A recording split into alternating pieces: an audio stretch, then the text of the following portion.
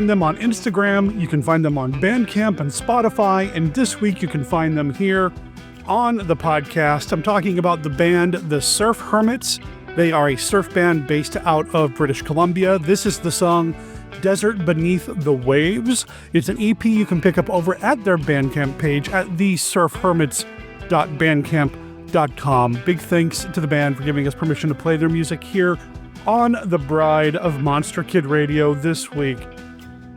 Big thanks. Seriously, check out this EP and the rest of their albums over at their Bandcamp page. When you're done listening to the podcast devoted to the classic and sometimes not so classic genre cinema of yesteryear, I'm your writer, host, and producer, Derek M. Cook. And as I announced yesterday over at monsterkidradio.net, as well as our Facebook page and group, we had a slight schedule change. We were originally going to talk about the movie The Phantom Carriage this week here on the show. Beth and I were going to sit down, watch the movie, talk about the movie. We're really looking forward to it, and we still will do that for next week's episode. There seems to be something going around out there right now. I'm calling it the Christmas cruds. People are getting bronchitis, walking pneumonia. People just aren't feeling well, and it hit my lovely wife. She's just not feeling the greatest right now. She's going to be okay. She's feeling better today than she did yesterday and so on. But yeah, because of this, we do need to kind of shuffle things around a little bit. And that's okay because we got some cool stuff this week here on the show. First of all, I want to tell you that Mark Matzek's Beta Capsule review is back. Ultraman Ace, he's going through that show episode by episode. And you can check all of our episodes over at monsterkidradio.net, and you'll see that he's been covering Ultraman, starting with Ultra Q from the very beginning, almost every week here on the show. I'm excited to have him back this week to continue his journey through Ultraman Ace and the entire Ultra saga. Also this week, we've got a little bit of listener feedback. I've got an email and a voicemail or two we're going to go over. And we needed to have something to play this week in lieu of the Phantom Carriage conversation. Well, fortunately, listener of the show, Mike R., did us a solid. He's been going to the Monster Bash conventions, and he's been recording the various Q&A sessions that they've been doing there. And this week, we're going to be playing a Q&A session from a recent Monster Bash in which Mr. Monster Bash himself, Ron Adams, interviews and conducts a Q&A with horror host Kevin Scarpino, a.k.a. the son of Ghoul. So we've got that conversation coming up in this episode of the podcast as well. Lots of good stuff to get to, so why don't we get to that right after this.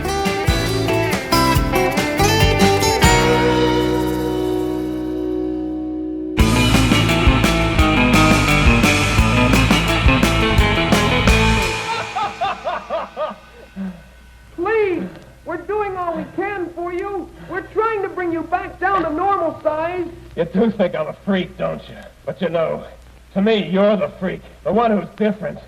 I'm not growing, you're shrinking. He started as a normal human being, but now each day he doubles in size. Where will it stop? The amazing, colossal man. Colonel, he's been reported in Las Vegas. Impossible. How can he walk 120 miles in only an hour? Impossible? Not when you're 60 feet tall. The amazing, colossal man.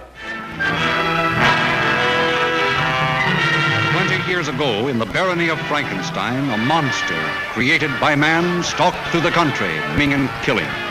In time, Frankenstein, maker of the monster, died. The monster disappeared. Now, after 20 years, the son of Frankenstein returns, and fear grips the village anew.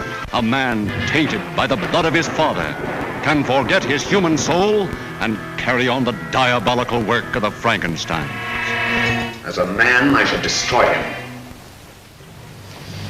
But as a scientist, I should do everything in my power to bring him back to conscious life. Benson, turn on the generator.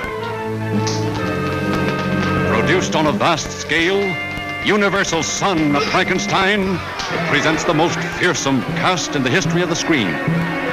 Basil Rathbone. In his heart, warm human emotions. In his mind, the monster mania. It's alive. Alive, you mean? Yes, alive, But alive. I thought you said our experiments I know. I too thought we failed, but we haven't. I've actually seen it walk. Karloff, rising from the past to spread new terror. Lugosi, sinister, mysterious, evil. You see that? They hanged me once. Lionel Atwill, grim hatred in his blood. One doesn't easily forget, Herr Baron. An arm torn out of the roots. Josephine Hutchinson, her young beauty a magnet to the menace around her. I hate it here, Wolf. I'm terribly afraid all the time.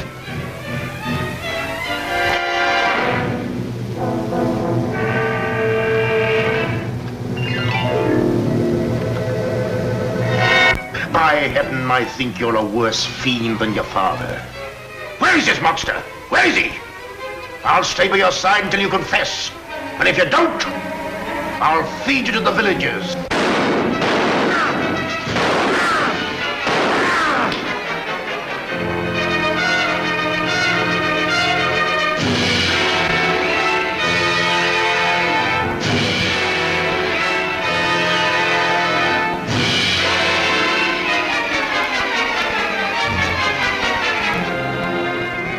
If you have any feedback for the show, if you want to talk about anything that you've heard here on the show, all you got to do is give us a call. Our voicemail line is area code 360-524-2484. And I recently discovered we can even receive text messages at that phone number as well. So you can text us or you can call us and leave us a voicemail like Captain Billy did. He went to go see the new movie Nosferatu and he had some thoughts about it. And don't worry, there are no spoilers in his voicemail. I've already listened to it and made sure. So, Captain Billy? Hey, Derek. Hey, group. Captain Billy here. Captain Billy went to movies on Christmas because he doesn't love his family. No. We celebrated over the weekend. It made it much more convenient for our work schedules and for in-law schedules. So, went to the movies on Christmas Day and saw the new Nosferatu. I loved it. If I was in the position, I would have probably a younger man, had a stronger bladder, I would have stayed and watched it a second time. It was so good. Robert Edgers. He directed The Lighthouse and a couple other things I don't know off the top of my head, but it is really good. I really enjoyed it. Again, the same Nosferatu story, same Dracula story you're familiar with. But visually, very exciting. The performances, I think, were great. Boy, I'll be the first to admit it's too long, and gets into the third act, and I feel a few things here and there could have been trimmed down, or one thing that could be removed entirely. But again, I just kind of feel like, well, you're just seeing a director's cut of this movie. There's a shorter version somewhere. You get to see the long version. So, and no one complains about how long all those Lord of the Rings movies were. So, but again, I loved it. It's the best movie I've seen in the theater this year. Of course, it's because I've only seen like 2 other movies in the theater this year. So. Boy, I don't want to get into it to ruin it, and I waited a day, and that way some of a little bit of the faded, since I won't be so gabby to get to the review. But again, kids, if you're high on the fence, I cannot recommend this necessarily if you are not a monster kid. If you've got a newbie in your life, a new spouse, mate, friend, whatever, who's not into horror, I don't know if I could recommend it to them. But if you're listening to the sound of my voice, you're into this, you will love this. So. That's my review. I'm going to get going. I hope everyone has a happy new year. Great show as always, Derek. Give that beautiful, lovely, wonderful Beth a big hug from me. Bye. This is one that Beth and I really, really want to see. We just haven't had an opportunity to do that yet. Again, people just aren't feeling great right now. Low energy, that sort of thing. And we will see it. I promise. We will see it, and I'm sure we'll mention it here on the show as well. I mean, how could we not see a movie called Nosferatu, for crying out loud? Well, Captain Billy had some extra thoughts he wanted to call in, and again, the spoilers, almost non-existent here. I think he mentions one thing, but it's not enough to ruin the movie. At least I haven't seen the movie yet, and I don't feel spoiled, so take it away, Captain Billy. So when I say I can't recommend it to non-horror fans, I don't think this should be someone's first introduction to the storyline, maybe. I mean, maybe you could bring someone who's open-minded, or really, if you really love film, it's very cinematic in that all the dream sequences and all the night sequences were in black and white. Because my first thought was, it was really cool to see this whole movie in black and white. And then I thought, no, if you turn the whole movie black and white, the parts that are black and white would lose their effectiveness. So like every time the sun goes down, you enter a dream world, kind of. I think that was the point. I mean, look, I don't know Robert Eggers. I didn't talk to him.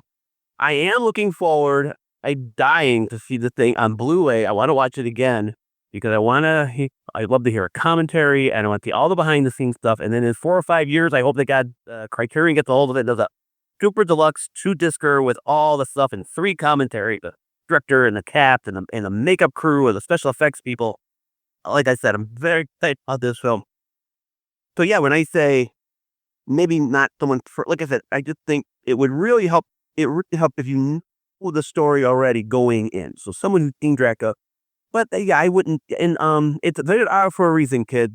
Don't bring the children. Leave them home. I would say the right junior high kid could handle this. 13, 12, 13, 14. You know your kids, so.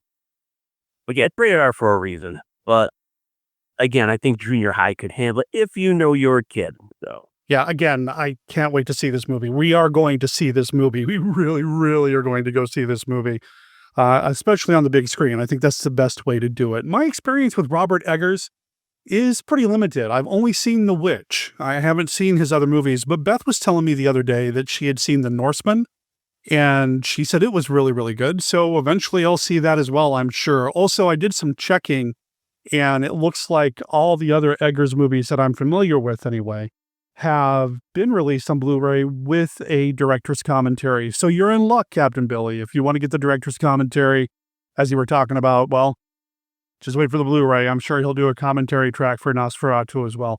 What I'm a little disturbed about, I'll be completely honest, is that, well, first of all, I apparently said The Norseman. It's The Northman. I misspoke there. Anyway, I'm not going to go back and correct it anyway. The other thing that I'm a little disturbed about, I'm a little worried about, to be completely honest, is I'm starting to see some rumors online that Eggers has now been tapped to direct a remake of a film that was pretty important to me growing up, a movie from the 80s featuring creatures and a bizarre adventure. I'm talking about Labyrinth. Yeah, that Labyrinth with David Bowie. You remind me of The Babe, that movie. If Eggers is going to direct that, I don't know, man. I know Hollywood is dead. Everything is a remix. And, some of the best movies out there are remakes or at least reimaginings of other source material. Heck, Nosferatu is a reimagining of the original film, which was a adaptation of the original Dracula movie. So is Nosferatu technically a remake, or is it just another adaptation of Dracula? Who knows? I used to be one of those guys that used to say, I hate the remake, kill the remake. In fact, I think I even had a couple of t-shirts that I sold in an old cafe press shop saying, kill the remake. I never sold one, but, I was pretty adamant that remakes were bad. And I remember I appeared on an episode of Dread Media many, many, many moons ago. Shout out to Des, by the way, where we talked about remakes and remakes that we actually liked as opposed to adaptations of that sort of thing. And I know a lot of people look at John Carpenter's The Thing as being a remake of Thing from Another World, when really it's just another adaptation of the original story by Campbell. I don't know. I have mixed feelings these days regarding remakes and such, but I do get a little protective about movies that informed who I am and meant a lot to me. And Labyrinth meant a whole lot to me. Not just because Jennifer Connelly was one of my 80s crushes and probably the first movie crush I remember having, but that movie is pretty awesome, and I watched it a lot, and I listened to the soundtrack and the score a lot, and I'm trying to envision Labyrinth through the lens of Robert Eggers based on what I've seen. And again, I've only seen The Witch, but yeah, I don't know. I'd love to hear what you think, though. If you've seen Nosferatu, I'd love to hear your thoughts. I know that it's been getting some mixed reviews, that some people seem to really like it. Some people seem pretty bored by it. I'll be completely honest again. I'm a little confused by that, but, I'm still going to go see it. I'd love to hear what you think, though, so please call us like Captain Billy did at 360-524-2484. There is a hard 3-minute limit on that voicemail line. I can't change that, but it doesn't mean you can't call back more than once, and I can just stitch the voicemails together into one audio file. Or if you want to send us an audio file, you can do that too. at monsterkidradio@gmail.com. Or you can shoot us an email there as well, which is how I heard from Robert M. He sent me an email with the subject heading, "Wonderful show. Derek, just wanted to say what a fantastic show. I've been listening for only a few weeks and have been going through old episodes and have been enjoying every minute." Well, thank you for writing in. Now, this is where things get interesting to me. You and I have a bit of shared background. Okay, that caught my interest. Robert continues, "I'm from and still live in Cheyenne, Wyoming. I graduated in 92 and also went to Laramie County Community College for a time. Been a monster kid all my life. That being said, it's a near miracle you and I never met. We've certainly shared some ground. I'm a big collector of monster toys and memorabilia. I collect posters, figures, autographs, you name it. I'm also a visual artist, and my paintings tend to range into the EC Comics type, or more specifically, I try. I'd love to hear from you. Best wishes, Robert M." Now, I'm going to shoot Robert email as well, but I wanted to read this on the show because I think that's just flat out cool. I know that podcasts can be listened to anywhere. I know that we have downloads in Australia and in Europe and South America and such, or at least that's what the stats show. I don't know how accurate that is, but I think it's super cool that podcasts can go everywhere, but somehow this show that I do has reached through the podosphere and connected with somebody who, to quote him, shared ground with me. I wish we had known each other or had met each other or whatever. Now, there were 3 high schools in Cheyenne when I graduated in 92, which is when he graduated, and I don't know which school he went to. I did go to Laramie County Community College in Cheyenne, Wyoming for 3 years, from 92 to 95, and that's when I moved. During that time, I did work at Giant Video, or I guess it became Blockbuster Video at that point, as well as at a store called Real Collections in the mall there in Cheyenne, which was basically Suncoast Video, but owned by a different company. We sold movies. So at some point, actually, I worked at both Real Collections and at Blockbuster Video, and only once or twice did I mix them up when I answered the phone. Fortunately, it was my best friend at the time, Jared, who had called Real Collections when I answered it as Blockbuster Video, and he just started laughing at me. But still, I wish I had known you. You know, that would have been a lot of fun to have a fellow monster kid in my life at that point. Because at that point, I was kind of on my own. In terms of the classic monster stuff. But still, Robert, I'm going to shoot you a private email. I'd love to connect with you a little bit more. And really, that's one of the coolest things about this podcast is I know that it's brought certain people together. It's brought people into my life. It's reconnected me with people, that sort of thing. And I'd love to hear from you. I'd love to hear from you about anything regarding anything we've talked about on Monster Kid Radio or the Bride of Monster Kid Radio, or heck, even going as far back as my Mail Order Zombie podcast. Again, you can email me at monsterkidradio@gmail.com. I do have a couple of other emails, but I'm going to sit on those until Beth is feeling better so that I can go over those with her because, well, they're kind of relevant to her. So I'm going to sit on those as well. But again, I'd love to hear from Robert or Captain Billy or, well, you. I'd love to hear from you. Thank you. I've been standing there for centuries. Yes, I suppose it seemed... Why, it's raining, but you're not wet. No, I'm not, am I?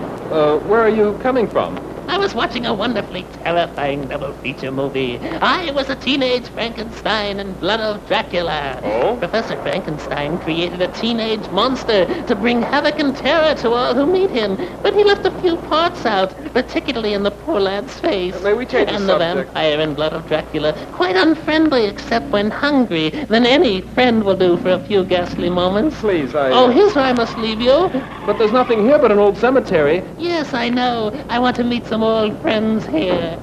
After you see I Was a Teenage Frankenstein and Blood of Dracula, you might drop back here. We'll discuss the pictures to some length. Yes, I'll do that. Yikes! It's murder at its merriest with guns. Gag, gal. Ghoul and Abbott and Costello in their wildest and newest mystery comedy, Abbott and Costello Meet the Killer, Boris Karloff.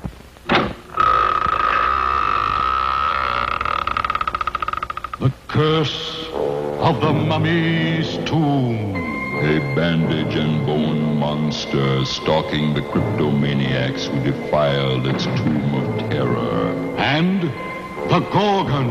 A she-monster who turns living, screaming flesh into silent stone. It's a 2-for-1. Monster Bazaar. 2 terrific terrors for the price of 1. with the never-before-offered special free bonus. Black stamps. Of your favorite monsters for the first 10,000 people in line. It's the curse of the mummy's tomb and the Gorgon. He said the Gorgon. Both in petrifying color, you know. They will frighten you. Yeah.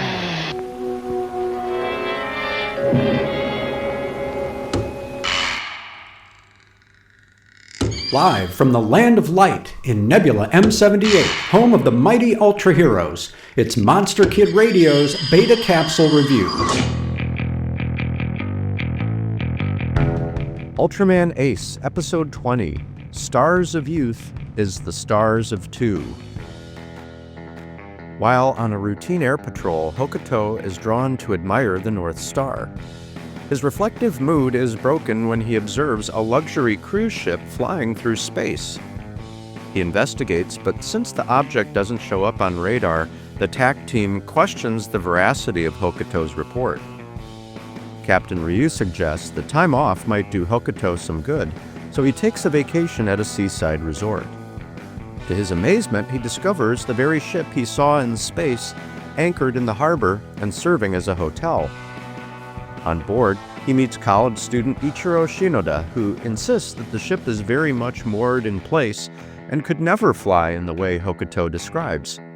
Nevertheless, the two strike up a wary friendship until terrible monster Zemlistar appears, threatening to destroy both the harbor town and Shinoda's mysterious ship.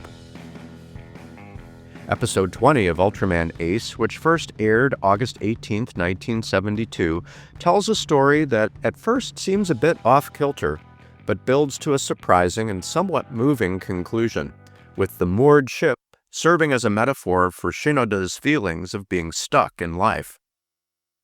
We also learn some meaningful things about Hokuto, not only that his name derives from the Big Dipper constellation, but also that he's willing to entertain the thought that his service to TAC might be limiting his personal freedom.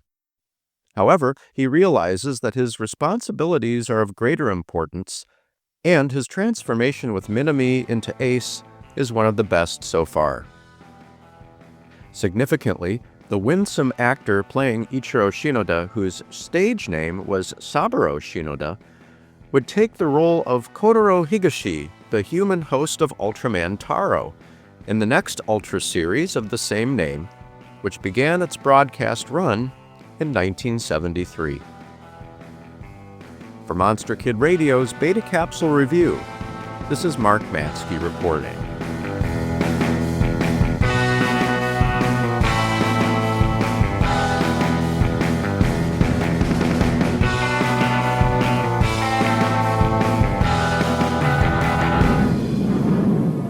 An upheaval of nature tears loose a creature out of the nightmare of time.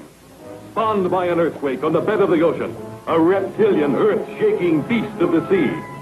The monster that challenged the world. My tank. What's wrong? Blake's tank is caught in the undergrowth.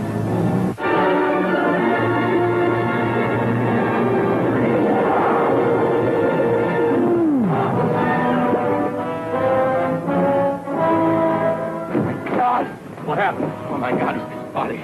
He died right in front of me. I couldn't help him. You better go back. Talk sense. What's down there? I don't know. I never saw anything like it before. It's the size of a dinosaur, and 10 times more terrifying, hurling the horrors of the unknown at every living thing.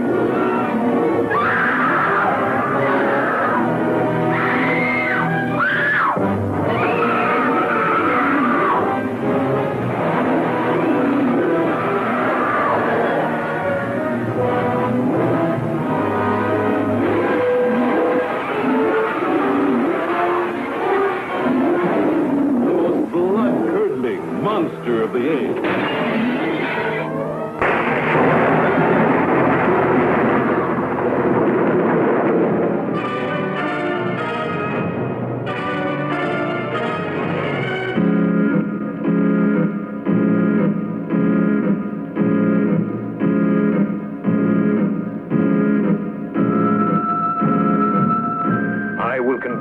desert sands into rock, the sun into snowstorms. John Drew Barrymore as the mad master of the black arts, using every evil means in his desire to conquer the world. Tomorrow you will present Lucilius and his generals with my Vestal virgins.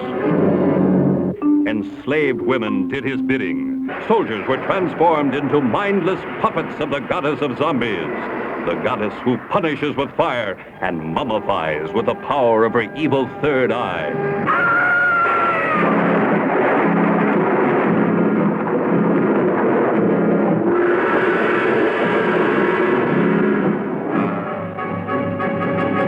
War of the Zombies. Spectacle as big as the eye can perceive.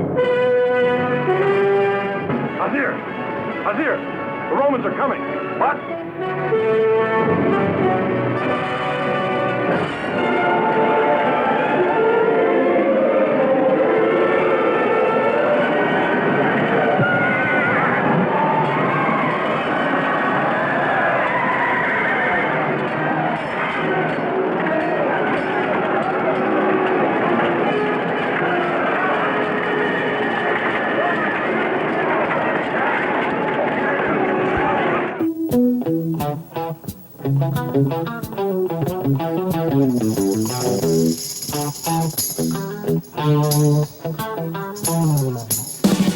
Here he is, Kevin Scarpino, son of Ghoul.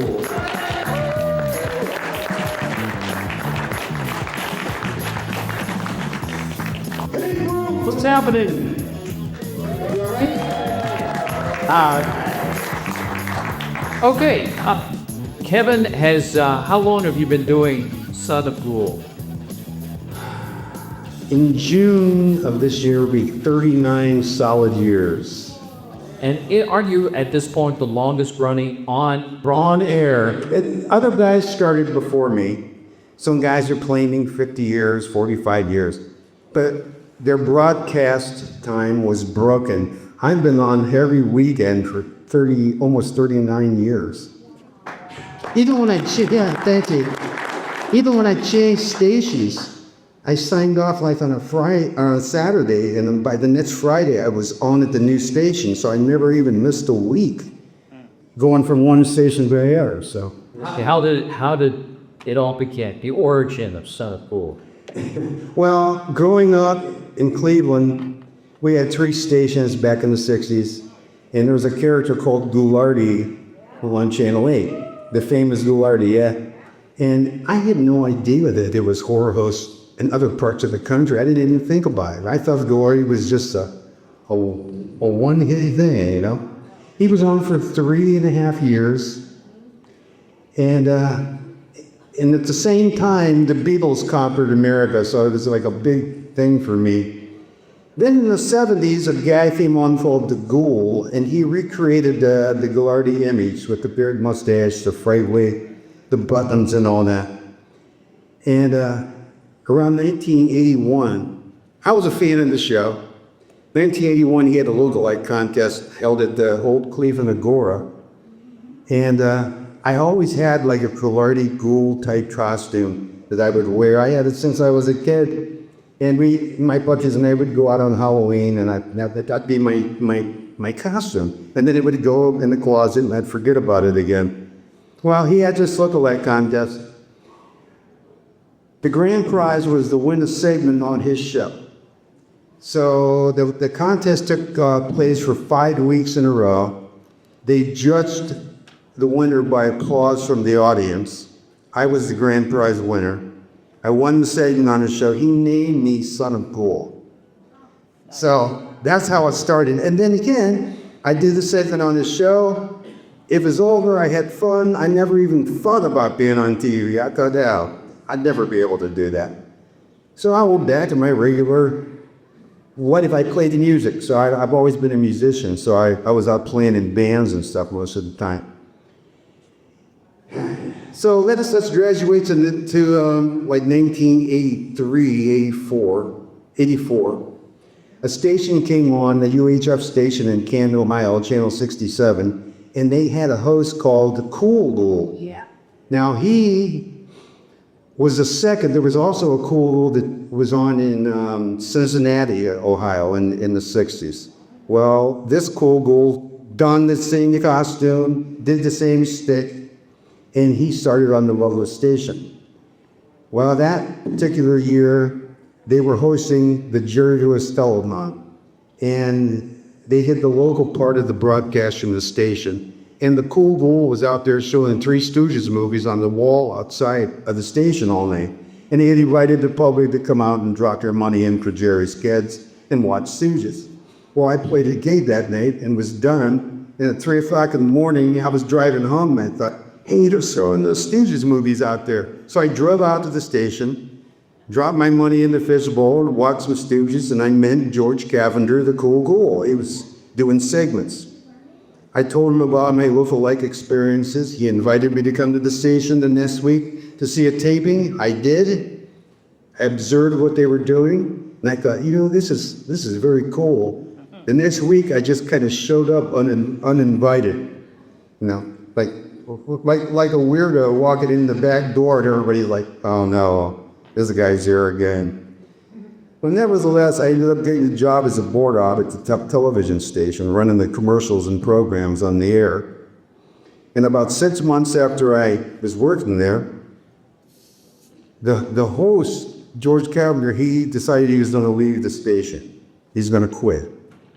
So I thought, well, wait a minute. They have a time slot. They have an audience. This guy's been on for a year and a half now. So I went into the general manager and I just said, hey, what are you going to do with the time slot once he's gone? He goes, I don't know. We might rerun his old shows. I says, well, you know what? I had an idea. I said, I'd like to revive the old Goulardi idea, to change it. I knew I had to change the costume. So I did. I dropped most of the lingo and all that stuff. I kept some things about it.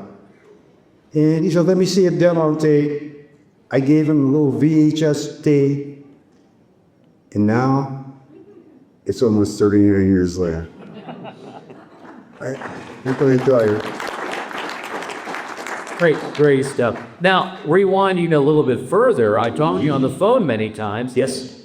You're just like all of us. You're not just some of the TV personality. You're a monster kid, too. Oh, yeah. You grew up with the same stuff we did. What were the things that you like at 9, 10, 11 years old? Well, one of my prized possessions is there was a candy shop where I lived. And all of his neighbor kids, we were all allowed to go to the candy shop together, and they were that young. And in his candy shop, he also sold Aurora models. And they had cars and they had monster models and stuff. And on top of the candy freezer, there was the Big Frankenstein. And it was already put together as a display model. And I had no idea that they sold kids. I thought that was, what is this? And I asked the owner, how much is that? He goes, not for sale, kid. Ah, man. So every time we went to the candy shop, I bugged this guy all summer. How much is that? It's not for sale, kid. So finally one day, I think he got sick of me asking, right? How much is that? He goes, $5, kid. $5. I could remember running home as fast as I could run and asking my mom for $5. I might as well said 5,000. I say, yeah, $5. So after I threw spastic fits on the floor for about 30 minutes, she gave me the $5. I went and bought the thing, and right now it's sitting in my living room, staring at me when I go home. Nice. And it's a display model. I never had a box to it, and the reason I say that is if you open it up, the inside of it is the same color as the outside, so they did each piece. So that's kind of neat, a little bit weird. And besides monster stuff, a lot of us monster kids also grew up listening to the radio and music, and I know you're also into music, and don't you have a Paul McCartney story? I was lucky enough to do a 25-minute press conference in Lexington, Kentucky at a Paul McCartney press conference, and I literally sat directly in front of Paul, this was, And I asked him a question, made him laugh, and it was pretty cool. It was an exciting thing. And how about collecting? You collected records as well as monster stuff? Oh yeah, I had massive. I still have most of my 45s actually. I still have them because I have a lot of albums that I haven't seen. I'm even sick. When I first was on the first TV station, I took my entire album collection to the station and kept it in this closet. Little did I know that employees went through my stuff and took everything they wanted out of it. But now what are you going to do? Also, in the rock and roll and blues field, I was good friends with Stevie Ray Vaughan. Nice. Stevie, yeah. I interviewed Stevie for the show, and for some odd reason, he liked me. I don't know why, but he did, and he was the kind of person that, I keep on saying this, he had such an aura about him. I swear if you would have put him in the room and turned off the lights, I think he wouldn't glow in the dark. He's just really a warm, wonderful person. Tragic looks. What are some of your favorite monster movies? Well, my all-time favorite is The Bride of Frankenstein. Yeah. That's my all-time favorite. And, you know, the whole Frankenstein series I loved, you know, I mean, I grew up with that. The Cyclops, the Colossal Man, you know, all those were always favorites of mine. Now, you did a really interesting edit job with Frankenstein and Bride of Frankenstein, didn't you? Well, what I did was, if you watch the movie, and especially if you watch Bride, at the beginning of the movie, she starts telling those two guys, well, that's not the end of the story, and she starts telling what actually, it showed us the windmill and stuff burning as she's talking over her. So what I did was I took the first Frankenstein movie, and I took the very last frame of the windmill, and took the first frame of the windmill from Bride. I put them together, and I covered up her talking with the crowd chant. So now, if you watch my version, it just goes on. The windmill falls down, the guy pokes a stick through, he falls through, and the movie just continues. I give you a copy of it. Yeah, it flows perfectly. Yeah. You wouldn't know it wasn't supposed to be that way. Yeah. You have a lot of your shows that you've done in the past. Right. There's one that you had sent to me that was hysterical, water skis. Oh. Can you tell that story? My brother, who's passed, he lived on a lake, and he had a speedboat, and he had one of those inner tubes tied to the back. Well, we went down to film some segments, and he said, well, why don't we put you on the back of this inner tube, and I'll drag you around the lake. I should have brought the clip. I didn't bring it. But my brother was completely relentless in trying to hurt me. And you can definitely see he just pulls on the speed, and man, I hit the water, and I don't think that kind of stuff anymore. Did you lose some of your costume or something? Well, if you were at concerts, the first son will go have it up in the waist. And I've lost glasses. One time I went on a trip with the TV station. I went to Club Med in the Bahamas, and we were filming a segment on the beach. And there was a lot of people on the trip with us, and this big wave came in, and everybody that was wearing glasses, we all lost our glasses in the surf. And the only pair that washed back up was these. What are some of of all these, 39 years, what are some of the most memorable or funniest things that you think you've accomplished on this show? I think hard to say. You know, that was one of the questions I've always had as we shot the show. You know, I had my crew there, but my question would always be, is what we did funny outside of this circle of people? Because my crew would be busting up, you know, and I'd think, well, other people laughed at it. I don't know, different things has happened. I mean, from Jungle Bob bringing on a snake, he got bit in the neck, right on the air. And one time he brought in a whole bunch of crickets, and he opened up this box, and thousands of crickets just went all over the studio, and saving them out, you know.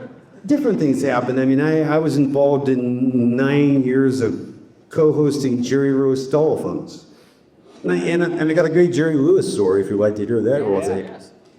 At the end of the telephone, they gave us all citations of merit, thanking us for being a co-host locally for Jerry Lewis Telethon, and we got a rubber stamp of Jerry's name on the citation.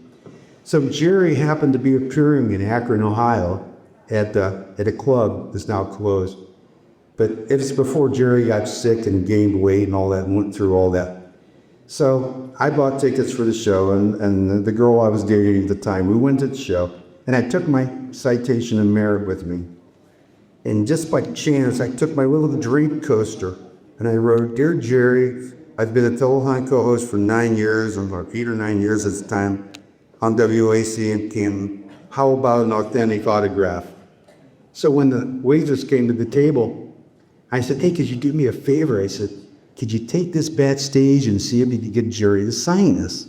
And she says, she goes, "I'll take it back." She goes, "I can't guarantee you that he will." She says, and you'll have to wait till the end of the night when the lights go up until I'll bring him back to you. So I said, "Okay, fine, thank you." So she took him back, and we see the show. Jerry was fantastic that night. He did everything he wanted to do. He was great. So after the show, everybody's getting up and leaving, and I'm still sitting there. And I see the waitress coming up. She's carrying my citation. I'm thinking, "Oh, here it comes." And she walks up and she says, "I'm so sorry, but Mr. Lewis just isn't signing anything tonight." And I said, "Oh, thanks anyways." And I looked at it and it was signed. And I looked at that. She goes, "You told me to say it." It's real. Sorry. Go again. About where? Okay, your show now. What station are you on, and where can people pick it up if they're not in Ohio? How can they watch your show? I'm on the local station in Canton, Ohio, IVN, that's it. And if you can't pick it up, and nobody can, you can go to my website, somegold.net, and they the station live streamed. Sunday night, 8 o'clock, Eastern time. You can get them for free. Just go to my website, click in. At 8 o'clock, it'll be tuned out by 8:05. Kevin, thank you so much for being part of Monster Bash since 1997. Picture of Vincent Kevin Stable. He's in the guest room with the hammer towels. Yeah. Stop by and come back for Stooges tonight. I got cartoons in the morning and Little Rascals Sunday morning. All right.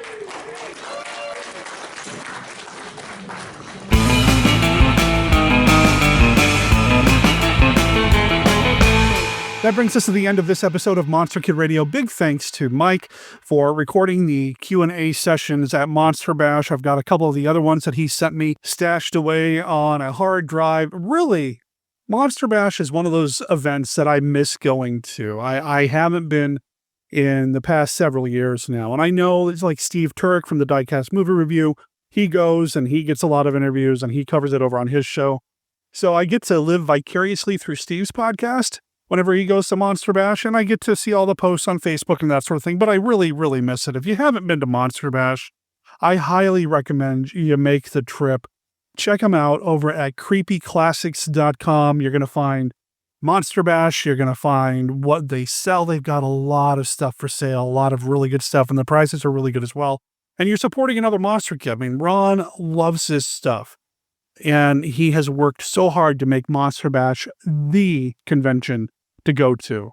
Highly, highly recommend you get yourself to Monster Bash. If you go over to creepyclassics.com/Monster Bash Conference Summer and put a hyphen between those words, so Monster-Bash-Conference-Summer, you'll see that the next Monster Bash event is happening June 20th through the 22nd in 2025, and as of right now, scheduled guests of honor include Ron Chaney, Lynn Lugosi-Sparks, Renee Browning, Catherine Lee Scott, Sharon Smith, or is that Smythe? I don't know. Daniel Roebuck, and the returning son of Ghoul. Mr. Lobo's going to be there, Tom Weaver, Frank Dell'Ostrito, Greg Mank, a whole bunch of other people are going to be there. Of course, card subject to change. But get over there now. Seriously. Vendor tables are already sold out, and I can tell you the vendors are part of the fun at Monster Bash. But if you're not into the vendors, there's movies playing pretty much nonstop. There's Q&A segments or sessions. There's just so much fun there. You gotta go. You gotta go. I gotta go back. And this is how I know I married right. Beth and I will be talking about future plans, and she'll just throw out there, I really want us to get to Monster Bash next year. So there's a chance. Fingers and tentacles crossed, we can get our finances and everything else worked out. We'll be at Monster Bash in the near future. I miss all of you at Monster Bash. I miss the monsters. I miss the family reunion feeling the place has. Even as a newcomer, somebody who's never been there before, you're going to feel immediately welcome because we're all brought together under this love of all things monster, which is what we try to do here on the podcast as well. And I hope we do that for you. Again, I'd love to hear from you. Shoot us an email at monsterkidradio@gmail.com or call us and leave us a voicemail. Again, our telephone number is area code 360-524-2484. You can find all this information over at monsterkidradio.net. You're going to find links to the Son of Ghoul Show's website, to Monster Bash's website, as well as our Facebook page, our Facebook group, our X, our Reddit, our Patreon, our Discord. It's all over there. Please check out monsterkidradio.net. Also in the show notes, you're going to find a link to the music that was played here on the show. Big thanks to the Surf Hermits for letting us play their music here on the show. Again, Desert Beneath the Waves is the name of the song. You're going to hear it in its entirety here in a few moments. Bride of Monster Kid Radio is a Team Death production. All original content of Bride of Monster Kid Radio is licensed under a Creative Commons Attribution, Non-Commercial, No Derivatives 4.0 Unported license. You can learn more about Team Death, our other projects like Death Designs, Mail Order Zombie, the Team Death YouTube channel, and more at www.teamdeath.com. Remember, death is spelled D-E-T-H. All previous episodes of this podcast, as well as the original Monster Kid Radio podcast, are available at www.monsterkidradio.net. Please rate and review Bride of Monster Kid Radio wherever you download your favorite podcasts. Next week, the Phantom Carriage for reals this time. My name is Derek M. Cook. I'll talk to y'all next week. Ciao.